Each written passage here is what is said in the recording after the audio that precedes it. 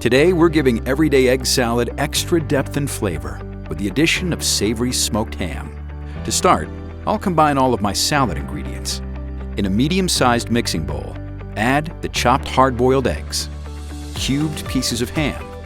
I'm using Applewood smoked ham today. Fennel, celery, shallot, dill, chives, kosher salt, black pepper, and cayenne. Gently toss all of these ingredients together and set this aside as we make our dressing.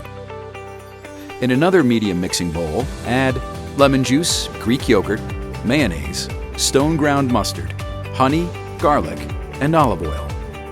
Whisk all of these ingredients together and season to taste with salt and pepper. Now we'll put our salad together. Toss the salad ingredients with the vinaigrette and season to taste. To serve this, I'm layering some butter lettuce leaves on the bottom of the plate and placing some salad on top. Garnish with more chives and serve. So there you have it, our finished egg salad with savory smoked ham and fennel, tossed with stone ground mustard vinaigrette. Find this recipe and many more at ciaprochef.com/ham.